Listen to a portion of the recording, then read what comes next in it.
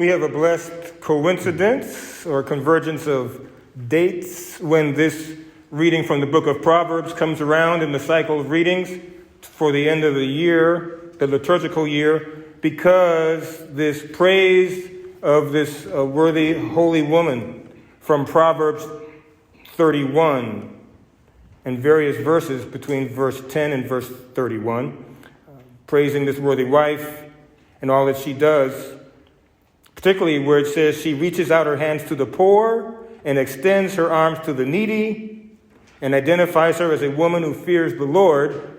It's a blessed coincidence or circumstance that this will always come around near the time of the feast day of our patron, Saint Elizabeth of Hungary.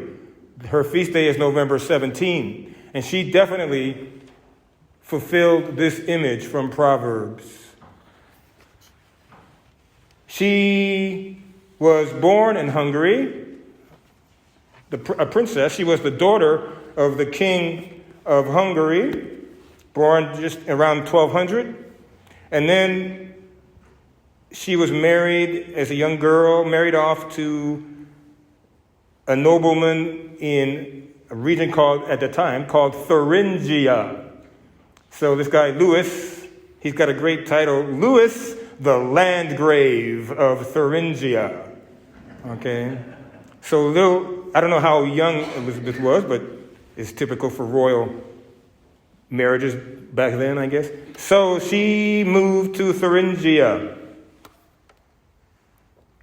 So she was from Hungary, but she moved to Thuringia. Now, one nice thing about her feast day being on the 17th is that the day before, it's a double feast day for two other very holy women. One is Saint Gertrude, who was a virgin, remained unmarried, devoted her life to God with prayer and contemplation. She was born in Thuringia. Just 40, almost 50 years after Elizabeth was born, Gertrude was born. And I presume by that time, Elizabeth probably was already being the Landgravess of Thuringia. And because of the way the calendar works, where sometimes you get more than one saint on a day, also on November 16th was the feast day of Margaret of Scotland.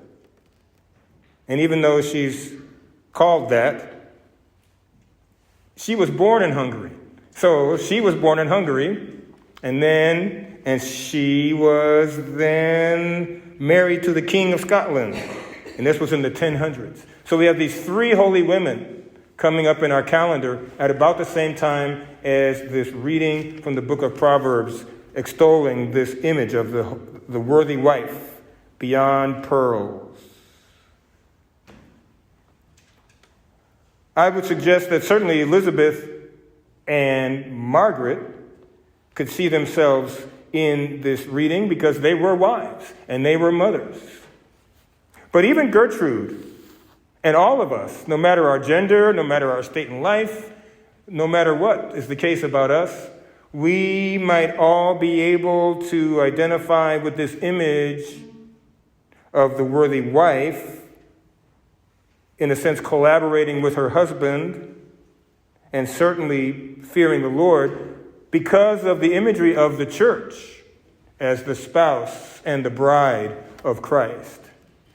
So whether a woman is single and has made, in particular, a commitment to celibacy, or whether it's a man of any state in life, or a widow, or a widower, no matter what, because we are all caught up in that image of the church as the bride of Christ, the spouse of Christ, I invite us all to identify in some way or another with this image of a woman who fears the Lord, which is to say has reverence for the Lord, dedication to the Lord, you might say in a very healthy way, is afraid to do anything that would disappoint the Lord or dishonor God or would be contrary to God's will. That's a very healthy way to look at what fear of the Lord is, as well as being aware of how powerful God is. that we can all step into that role. We're invited, particularly by Jesus' parable from Matthew chapter 25, to take all that we have, our skills, our temperament, our competencies, yes, our talents, our disposition, all that we are and all that we have, to offer it over to the Lord and to see ourselves as collaborating with God, just as two of the three servants collaborated with the landowner and used what he invested in them in a way that was pleasing to him. So I invite us all each to pray, talk to God, ask God's Holy Spirit in particular. Ask the Holy Spirit to help you see how you might fulfill this image of collaborating with him in all that you have and all that you are. St. Elizabeth did that in her own way. Long before I had the blessing of being assigned here to this parish, I had taken up a connection with Elizabeth of Hungary, because in the collection of prayers and psalms and readings and lives of the saints that's called the Liturgy of the Hours, one of the hours throughout the day, when there is a saint, they have some kind of writing related to the saint.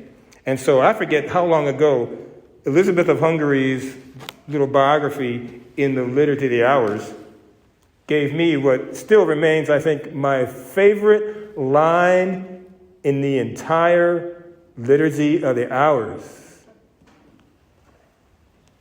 Keep in mind, right, she was the daughter of the king of Hungary, and she got married off to the Landgrave of Thuringia, so presumably also royalty, and the nobleman. But she was devoted to prayer and meditation. She lived her faith well. And as it turns out, Louis, the Landgrave's family, weren't too crazy about that. Probably they thought she was a little bit too pious and a little bit too, caring about the poor. It's like, ooh, noble people aren't supposed to touch the poor and care for them. What's wrong with you? You're bringing, a bad reputation to our family. Probably say to Louis, you married down, dude, when you married her. So she was in trouble with her in-laws. Imagine that. Because they didn't like the way she lived out her faith, that's what I gathered. Her husband, according to one version, supported her faith and was happy to have such a noble wife who was also devout and committed to living out the gospel in her way. And this is the line. This was written by her spiritual director. She was two sentences. She was a lifelong friend of the poor and gave herself entirely to relieving the hungry. And this is it. She ordered that one of her castles should be converted into a hospital in which she gathered many of the weak and feeble. First time I read that, I thought, one of her castles? It's like, excuse me, it's like. And so I'm thinking, I cannot relate to somebody who could take one of her castles and make it to a hospital. But the Lord said, no, wait.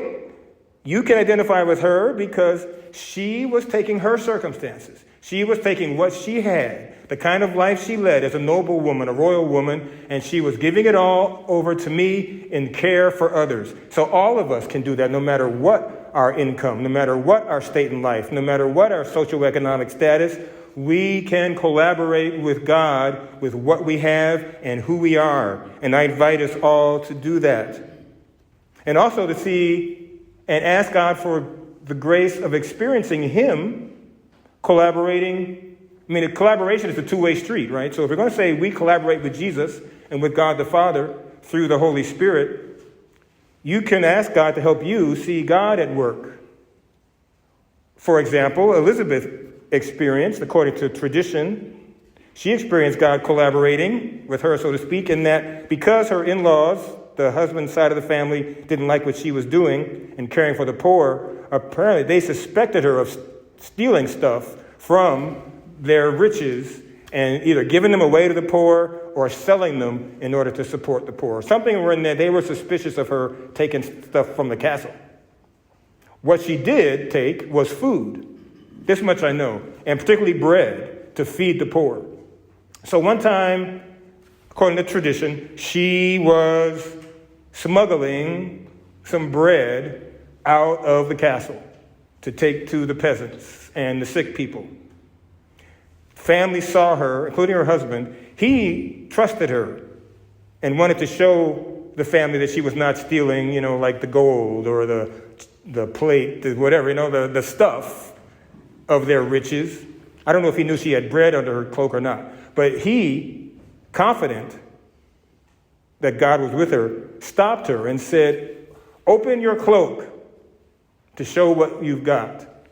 And so she had bread under there, which probably also would have gotten her in trouble with that side of the family, because he'd been taking food from the castle, She opens her cloak, and voila, there were roses.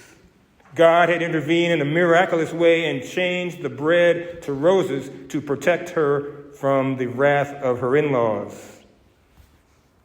May God help us see ourselves as collaborating with him, caught up in the collective imagery of the church as the bride of Christ, that he might see us as a worthy wife, and that we might be involved in the labor of collaborating with Christ in his mission within the church and the church in the world.